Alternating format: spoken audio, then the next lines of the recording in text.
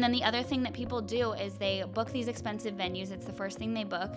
And they're like, oh, it's okay, we'll make up for it in all of the other places. Here's the thing. You're not going to make up for it in all of the other places.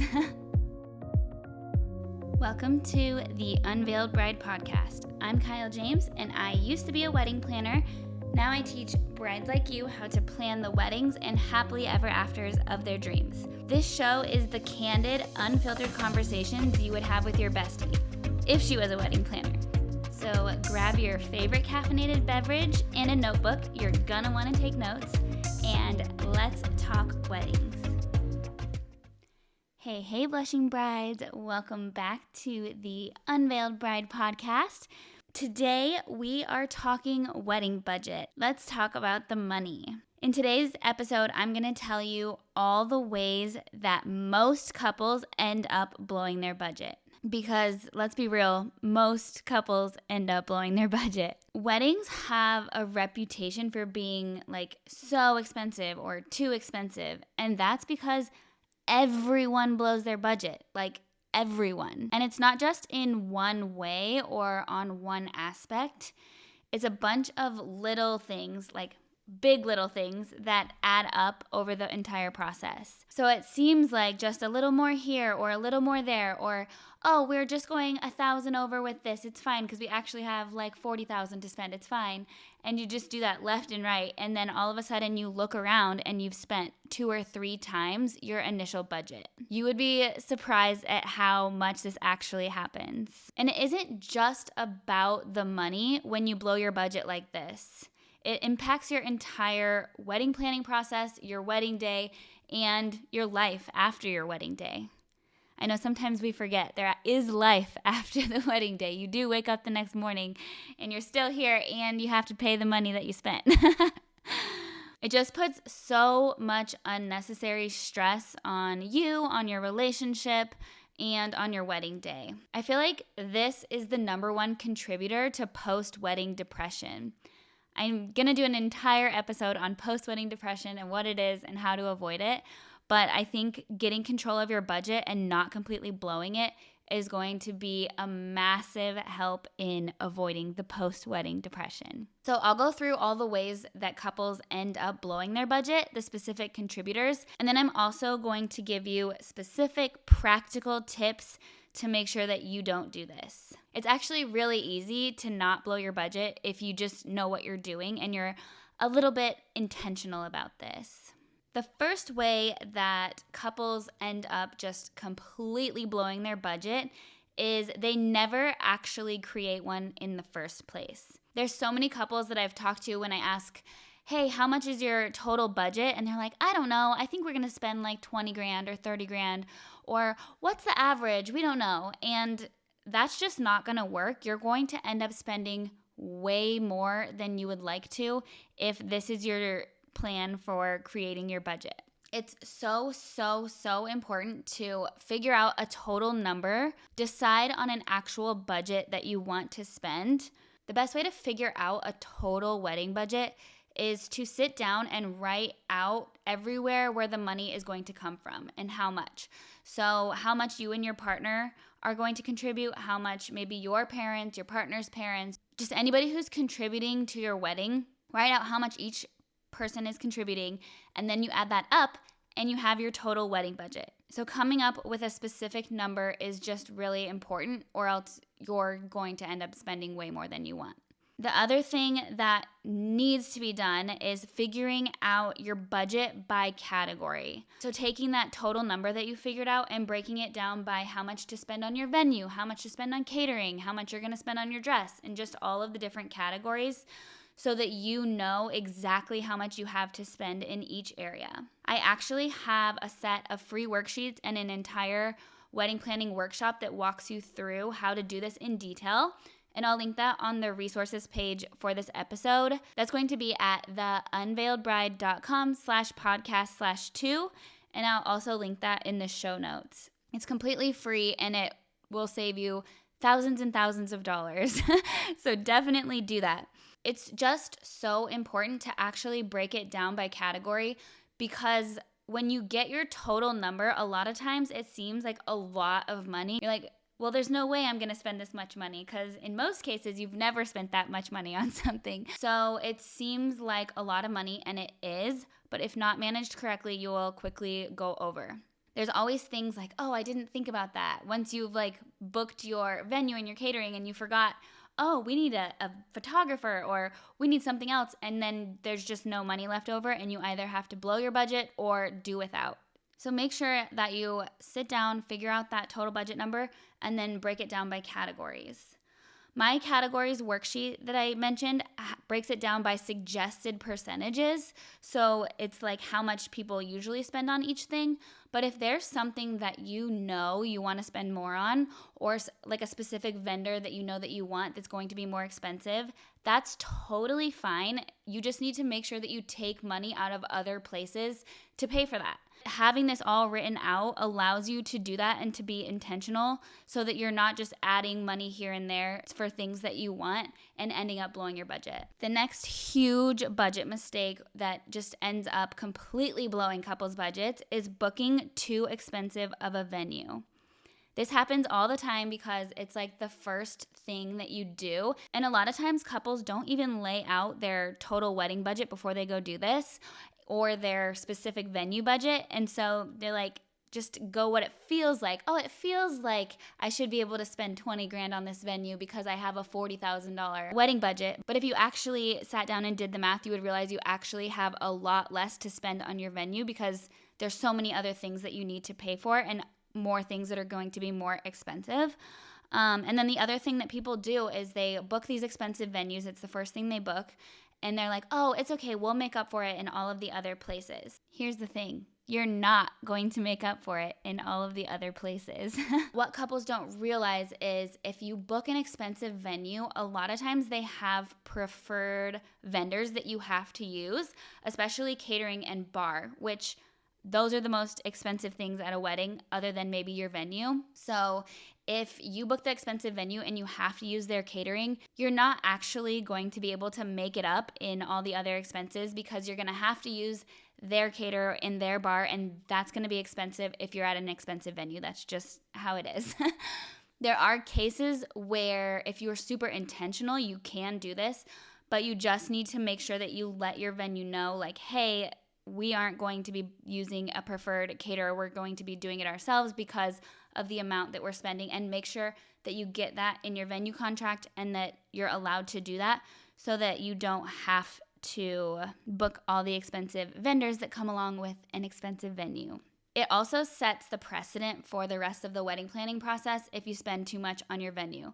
Like if you overbook like a luxury venue, then you're gonna want nicer catering, you're gonna want the nice bar, you're gonna want the nicer dress, you're gonna want the nicer floral. It just like all ends up adding up. You're gonna want the nicer rentals, and rentals end up costing more. So if you get a super expensive venue that's way out of your budget, you're gonna end up booking everything else out of your budget too. I can't stress enough how important it is to not do anything until you know your budget, because then you're shopping in your budget. You're not even going to go look at those venues that are like 5 times the amount that you actually have to spend. I always make the comparison of like, if you're in the market for like a Honda, you're not going to go test drive a Porsche. Because if you go test drive the Porsche first, the Honda is going to seem like it sucks. It's just not going to have the features. It's not going to be as good. But if you were to just go test drive the Honda, you wouldn't be comparing it to the Porsche in the first place, and all of the features would be exactly what you need, and it would be amazing.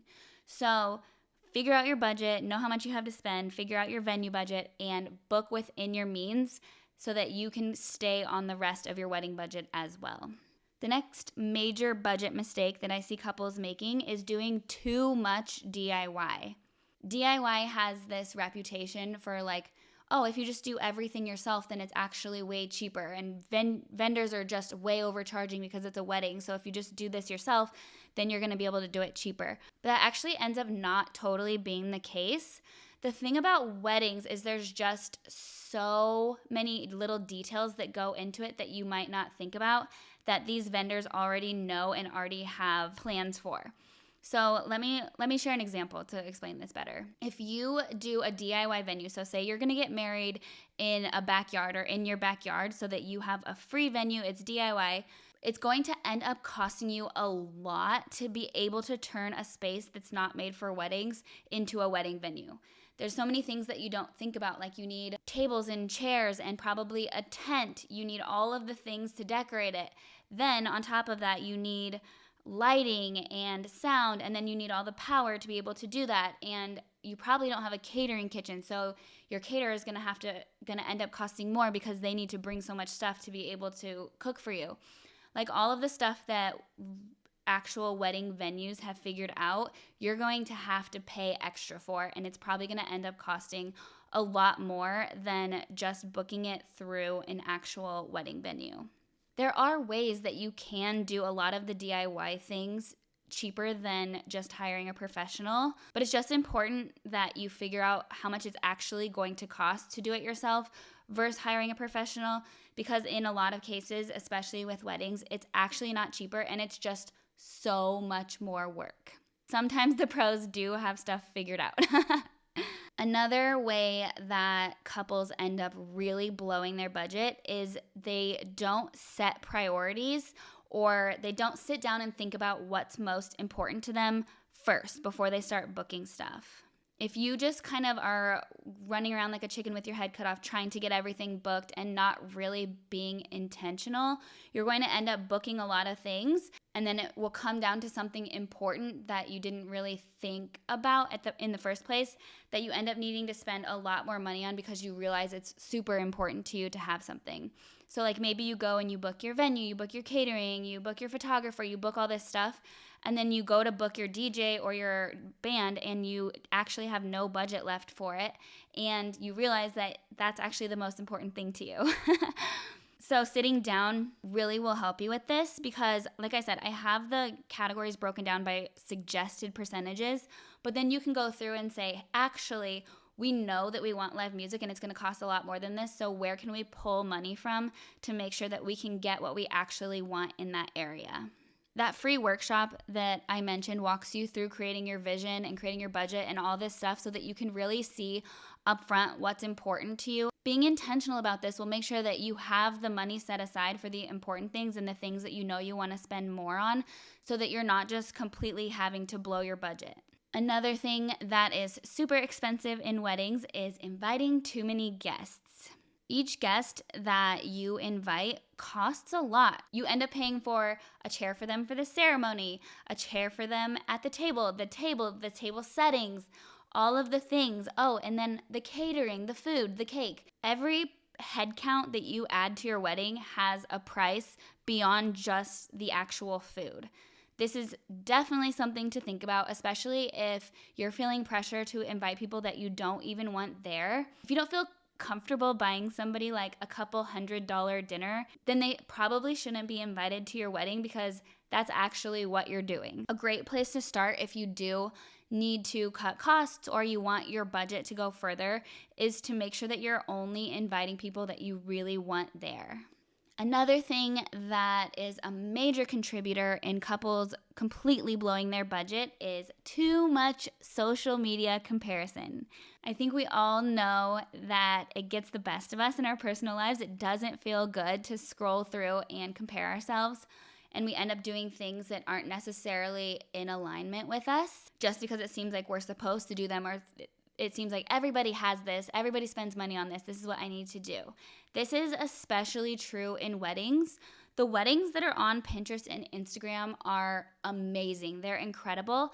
And what most people don't realize is those people probably spent multiple six figures on those weddings. Plus, the vendors knew that they were going to be posting that, so they probably did some sort of deal where they actually even did more than the couple paid so that they could be featured as part of their wedding on social media. It's a marketing thing.